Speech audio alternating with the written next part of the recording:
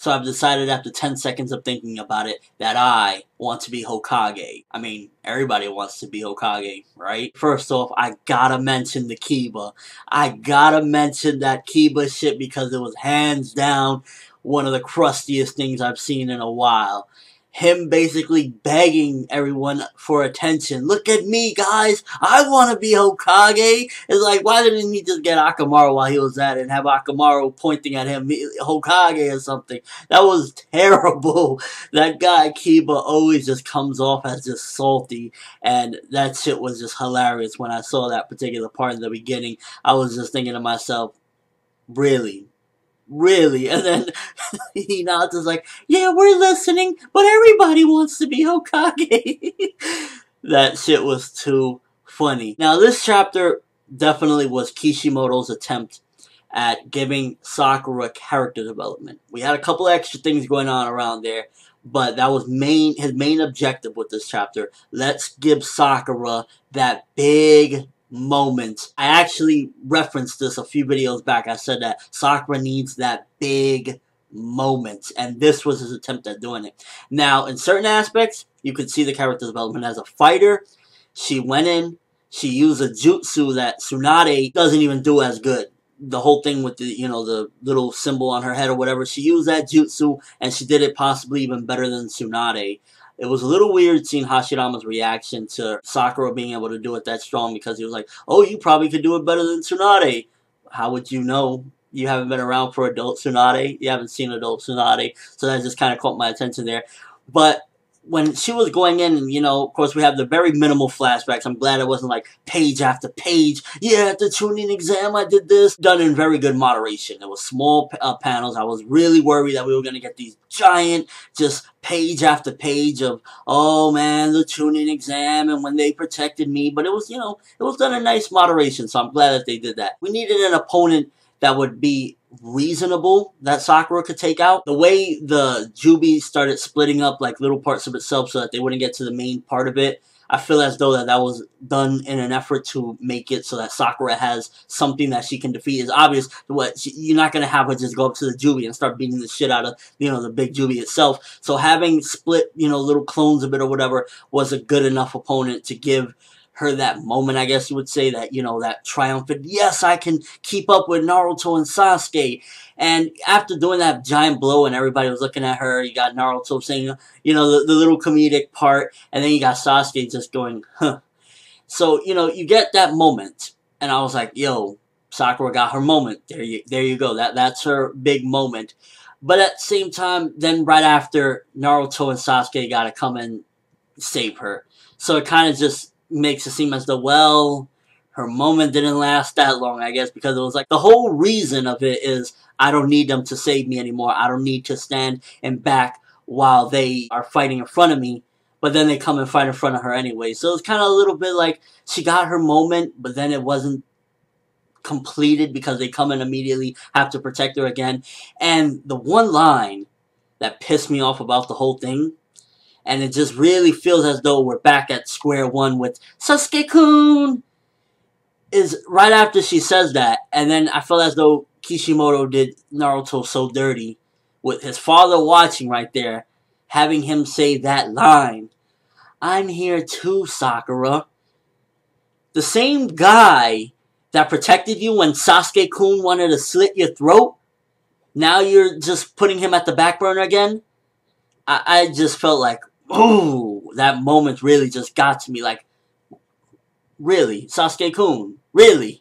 Sakura got her moment, but it felt bittersweet for me. It was like, I'm glad she got her moment, but then she has to get saved in the end anyway.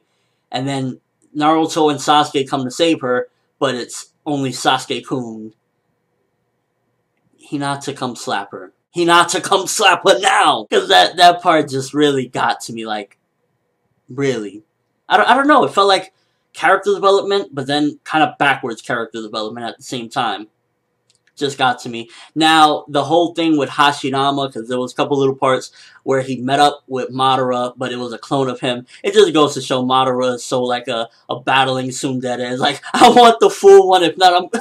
like, he just doesn't even give a shit. He sits down when he realizes that Hashirama is a clone. He's like, I'm gonna wait for the real one. No, thank you. It's like, if I'm not getting 100% of you, then I don't want nothing to do with you. That shit was hilarious as well. But I really been wondering from last chapter and now this chapter, where is Orochimaru?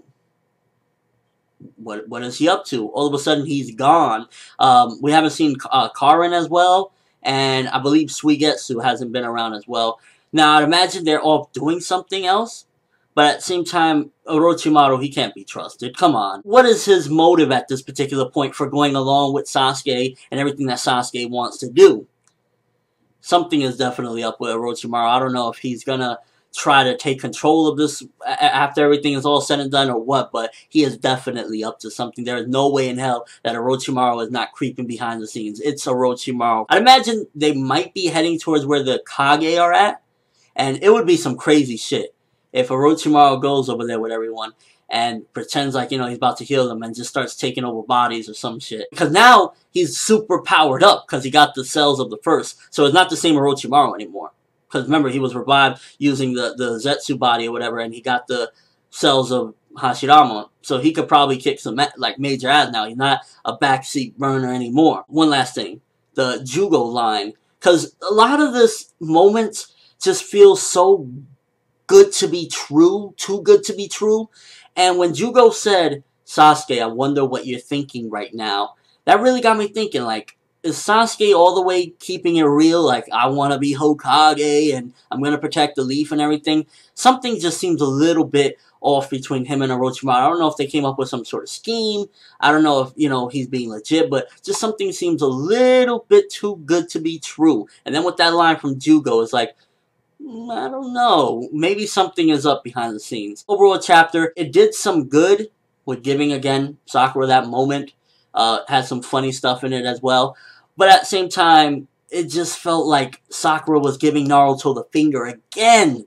After all this time, it's like back at square one. She likes Sasuke. Sasuke's so amazing. Yeah, Naruto, you're there. And I was just like, you should have developed all the way around. You should have originally said, Arigato, Naruto and Sasuke. Not Sasuke-kun. Because that steps backward. That's back in the tuning exam. You should be over that. This guy tried to kill you. You went through so much stuff. Put it behind you already. You know, to slap her again, please. Give this chapter 3.3 out of 5 around there. Because, again, it served its purpose with doing a couple things for Sakura. But then it also served the purpose of doing couple of backward steps for Sakura, in my opinion. But I gotta ask you guys, do you think that Sakura's development was justified, even with that last bit where it felt as though she was reverting back to thank you, Sasuke, even though Naruto was helping too, and we've been far past that, even after everything Naruto's done, you know, protecting the village, protecting her from Sasuke? Do you feel as though she was 100% justified, or did you feel that little bit of sting like I felt at the end when she said Sasuke-kun and pretty much once again is neglecting Naruto, like if we're back at square one? Comments on that, and also what do you think Orochimaru's up to? Where is he at? What is he doing at the moment? Let me know. But that's all I have for this review. Thanks for watching. Hope you enjoyed. Once again, thumbs up, because regardless of what, I am enjoying seeing Team 7 going to battle again, because this will probably be the last time we ever see something like this. First and last time we'll ever see something like this again. As far as Shippuden goes, maybe in the time skip, who knows, but thumbs up just for seeing Team 7 in action, because it's freaking awesome. I'm ForneverWorld, and as always, people, have an awesome day.